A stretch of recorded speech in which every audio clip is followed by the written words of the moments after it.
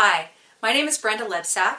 I've been a public school teacher for over 25 years in California and Nevada, and was a school board member from 2016 to 2020. As an insider, I feel compelled to warn parents about dangerous ideologies being promoted to your impressionable children. I have always been an advocate of public education, but not anymore. This agenda is not about transgenderism. It is about intentionally confusing children about their gender. Children's hospitals with gender clinics and Planned Parenthood, which also now offers these medical services, are partnering with school districts across California under the guise of mental or sexual health, while laws are passing to remove your parental rights. Here are pre-K through second grade curriculum examples presenting gender as a myriad of choices with many pronouns. In the book, they, she, he, me, free to be. Here's a picture of people who are both genders, using the pronoun of they. Here's a picture of people who have no gender, with pronouns of z or tree. It says you can change pronouns from he to she, or she to he. This teaches kids that gender is fluid, and it says there are many more genders and pronouns waiting to be discovered and used. That gender is unlimited, based on a child's feelings. The Human Rights Campaign created many national lessons like these for primary grades.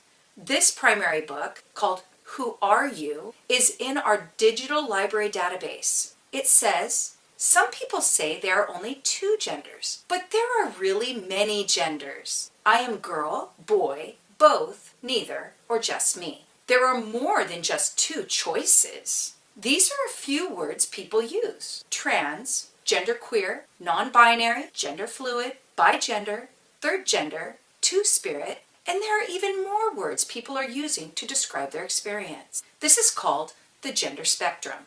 Our education departments call this inclusion, but I call it confusion and delusion. Many books and lessons like these intentionally confuse children about their gender. But why? Because once a child says that they're unsure about their gender, they're now categorized as LGBTQ, because the Q stands for queer or questioning. This gender crisis qualifies students to be counseled by experts, with or without parent knowledge. These counselors, mental health workers, or LGBTQ support advisors are trained to only affirm a child's gender identity, no matter what it is and no matter the age of the child.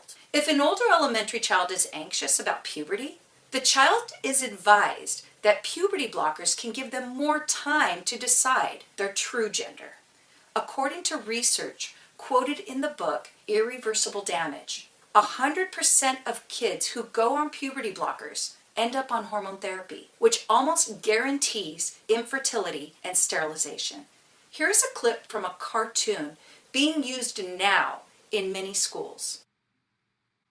A person who is transgender is someone whose internal sense of their gender, being a boy, girl, or something else, doesn't match their physical body. People who feel this way sometimes feel anxious when they begin to reach puberty and their body starts to change in ways that don't match their internal sense of their gender. These feelings are totally normal.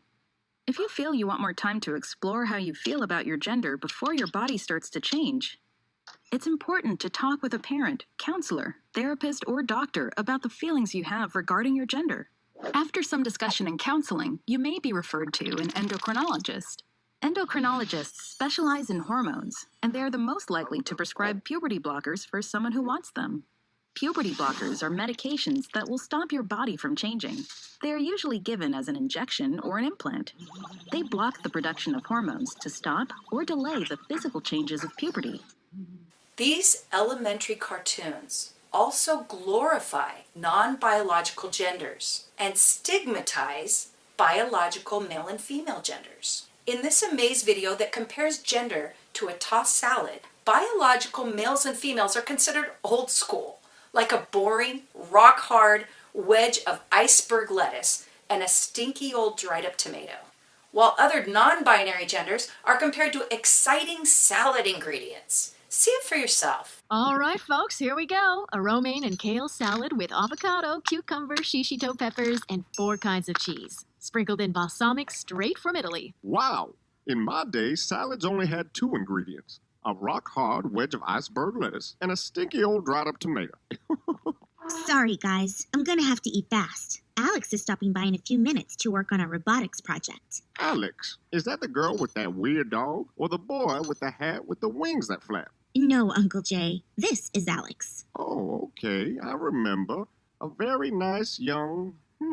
come to think of it, well, is Alex a boy or a girl? Actually, Alex doesn't define themselves as boy or girl. What else is there? Back in your day, most people understood the world in terms of just boys and girls. But now, we know gender is more complex than that. These extremist ideologies and unethical medical practices that are now promoted in public education, to me, are child abuse and psychological exploitation. This is why we desperately need affordable education alternatives and school choice on the California 2022 ballot. This not only impacts California, but our entire nation. For more information, go to my website, www.brendaforkids.com.